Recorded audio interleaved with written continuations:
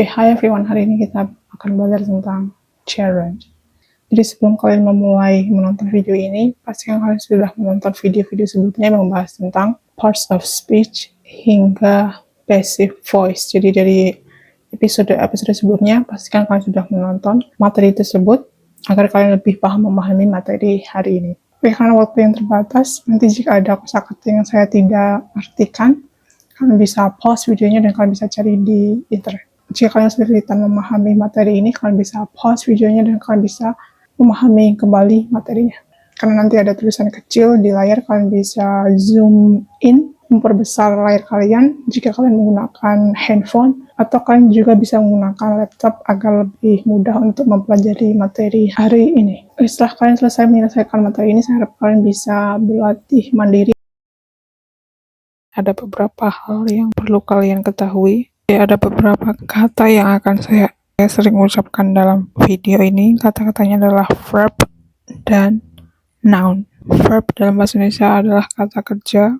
Kata kerja itu seperti makan, tidur, memasak, berlari, dan yang lainnya. Jadi sekali lagi, verb itu adalah kata kerja. Kemudian noun itu memiliki arti kata benda atau objek. Oke, sekarang kita bahas pembelajaran hari ini, yaitu tentang gerund.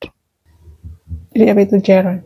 Gerund adalah kata kerja yang berakhiran dengan ing, tapi dia berfungsi sebagai noun atau kata benda. Contoh kalimatnya seperti kalian lihat, reading academic journals improves your vocabulary. Reading di sana adalah gerund, jadi dia kata kerja yang berakhiran dengan ing, tapi dia fungsinya sebagai kata benda. Jadi sudah bukan menjadi kata kerja lagi. Jadi ada beberapa tipe gerund, tapi di sini kita akan belajar 4 tipe gerund yang paling umum. Yang pertama adalah gerund as subject. Jadi dia gerund yang berupa subjek. Kemudian gerund as subject complement. Jadi dia gerund yang diletakkan setelah to be. Kemudian yang ketiga adalah gerund as direct object. Jadi gerund ini terletak setelah verb atau kata kerja. Kemudian tipe gerund yang keempat adalah gerund as object of a preposition. Jadi dia diletakkan setelah preposisi. Oke, yang pertama sekarang kita bahas tentang gerund as a subject. Jadi ini verb ing yang diletakkan di awal kalimat. Contohnya adalah reading academic journals improve your vocabulary. Reading di sana termasuk gerund, dia diletakkan di awal sebagai subject. Oke, sekarang kalian latihan mengerjakan soal ini. Jadi identifikasi mana kalimat yang menggunakan gerund, tapi dia diletakkan sebagai subject. Saya akan berikan waktu selama 1 menit untuk kalian mengerjakan soal ini.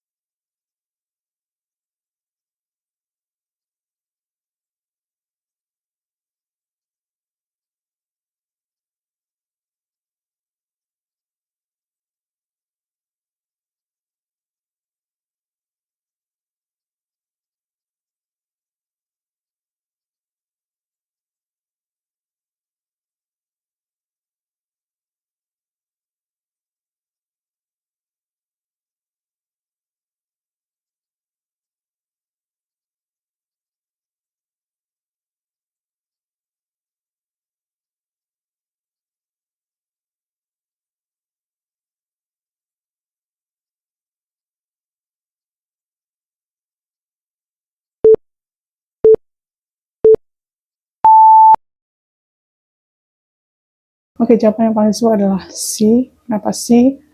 Karena ada verb ing di awal kalimat, jadi ini menunjukkan bahwa dia gerund sebagai subject. Jadi kalimat yang menunjukkan gerund as a subject adalah running every morning keeps her fit. Jadi jawabannya adalah C. Oke, sekarang kita lanjut gerund tipe yang kedua, yaitu gerund as subject complement. Jadi dia ini diletakkan setelah to be. To be adalah kata kerja bantu yang berupa is, am, are, was, were, be, been, atau being. Jadi jika ada to be atau auxiliary verb tersebut, maka kalian bisa meletakkan gerund setelah to be tersebut. Jadi ada gerund setelah to be tersebut. Contohnya kalimatnya adalah his job is teaching economics. Is di sana termasuk to be, kemudian diikuti dengan gerund. Jadi dia ini sebagai subject complement. Jadi ini gerund yang diletakkan setelah to be. Oke, sekarang kalian identifikasi mana kalimat yang menggunakan gerund yang diletakkan setelah to be. Saya akan berikan waktu 1 menit untuk kalian mengidentifikasi mana kalimat yang benar.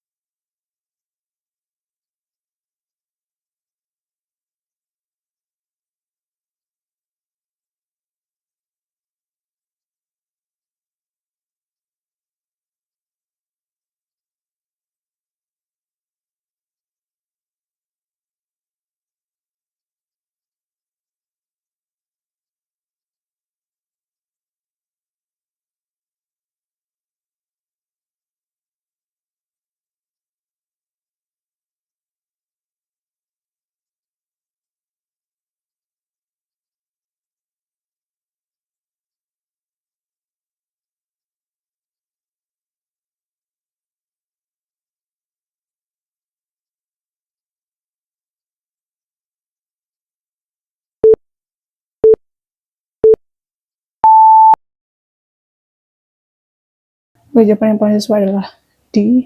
Jadi jawabannya adalah her dream is becoming a professional chef. Jadi di sini adalah gerund yang diletakkan setelah to be. Jadi di sini to be-nya adalah is, kemudian diikuti dengan gerund. Gerundnya di sana adalah becoming. Jadi sekali lagi ini cukup simpel. Jadi intinya adalah gerund itu adalah verb ing atau kata kerja yang berakhiran dengan ing, tapi di sana fungsinya dia sebagai noun atau kata benda. Oke, kita lanjut gerund yang ketiga, yaitu gerund as direct object. Jadi dia diletakkan setelah verb. Jadi jika kalian melihat kalimat setelah ada verb kemudian diikuti verb lagi yang berupa verb ing, maka verb ing di sana termasuk gerund.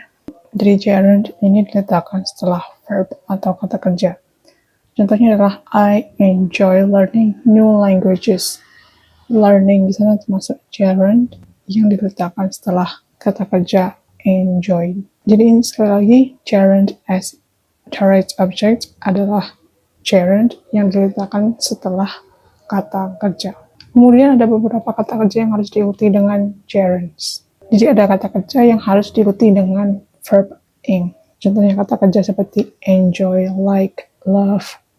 Jadi misalnya ada kalimat I enjoy kemudian diikuti dengan verb ing. I like, kemudian diikuti dengan verb ing. I like swimming, I like walking. Harus diikuti dengan verb ing setelah like. Kemudian setelah kata kerja love, harus diikuti dengan verb ing atau gerund. Kemudian kata kerja yang lainnya yang harus diikuti dengan verb ing adalah dislike, hate. Misalnya I hate swimming, I hate cooking. Kemudian kata kerja yang lainnya adalah prefer, consider, suggest, recommend, dan yang lainnya. Jadi kalian bisa screenshot kata-katanya ini. Jadi kata-kata kerja yang ada di layar ini harus diikuti dengan verb ing atau gerund. Jadi contoh kalimatnya seperti they considered moving to another city for better job opportunities. Jadi considered di sana termasuk kata kerja yang harus diikuti dengan gerund atau verb ing. Contoh yang lainnya kalian bisa lihat he finished writing.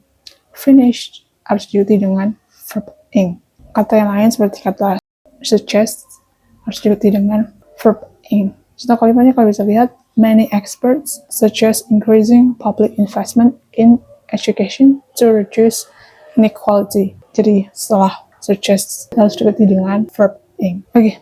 Jadi sekali lagi ada beberapa kata kerja yang memang harus diikuti dengan verb ing. Seperti enjoy, love, like, dislike, hate, prefer, dan yang lainnya. Oke, sekarang kalian identifikasi kalimat mana yang menggunakan kata kerja yang kemudian diikuti dengan gerund. A, B, C, atau D. Jadi kalian pilih salah satu, mana jawaban yang paling sesuai, yang menunjukkan kalimat yang ada kata kerjanya kemudian diikuti dengan verb ing. Jadi saya akan berikan waktu selama 1 menit. Jadi kalian pilih jawabannya mana kalimat yang sesuai.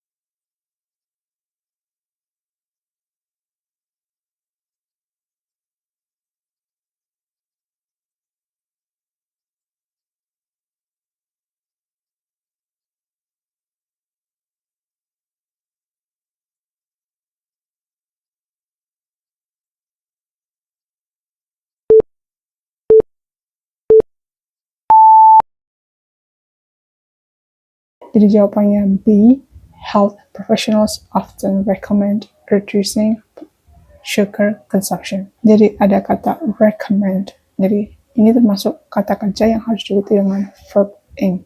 Oke, sekarang kita bahas tipe gerund yang selanjutnya, yaitu gerund as object of a preposition. Jadi ini adalah verb ing atau kata kerja yang berakhiran ing yang terletak setelah preposisi. Jadi apa itu preposisi? Jadi preposisi jika kita bahasa Indonesia-kan, dalam bahasa Indonesia artinya kata depan. Tapi itu sebenarnya singkatnya. Secara definisi, preposisi adalah kata-kata yang menunjukkan arah, waktu, lokasi, dan yang lainnya.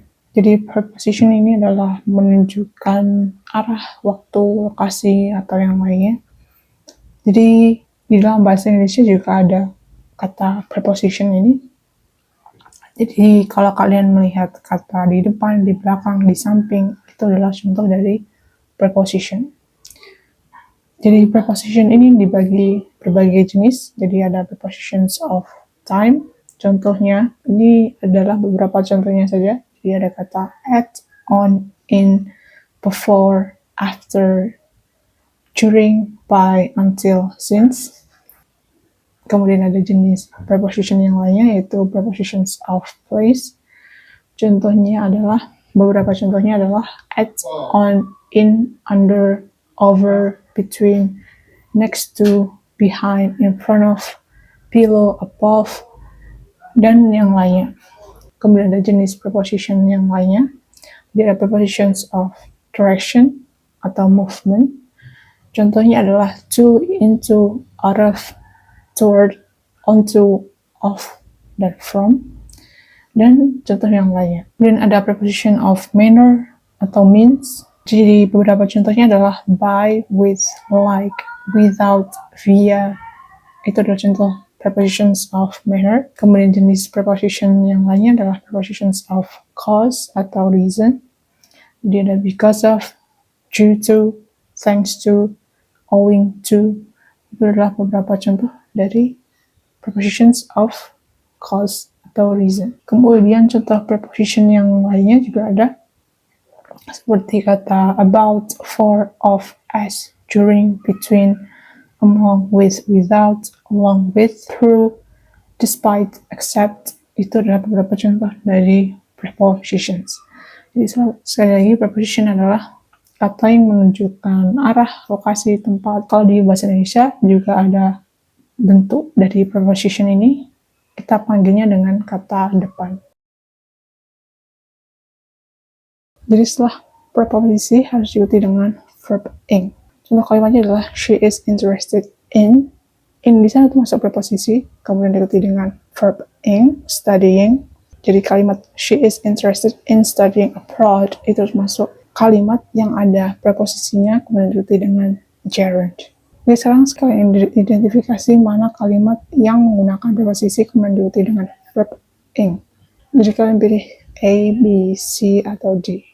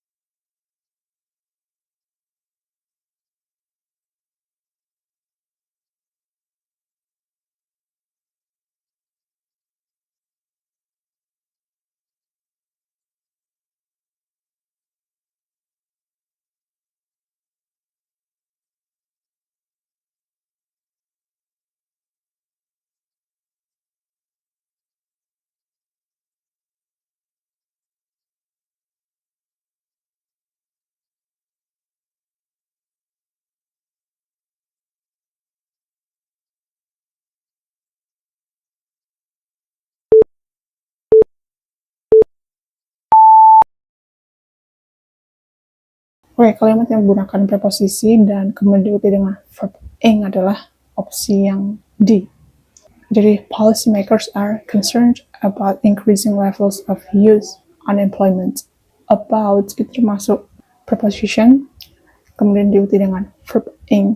Increasing di sana termasuk gerund. Oke, jadi itu sudah belajar tentang gerund. Jadi sekali lagi, gerund adalah kalimat yang berupa kata kerja yang berakhiran dengan ing. Jadi verb yang berakhiran ing ini sudah tidak berfungsi sebagai kata kerja, tapi sebagai noun atau kata benda. Jadi kalian bisa latihan secara mandiri untuk membuat kalimat yang menggunakan gerund. Okay, thank you so much for learning and see you in the next lesson.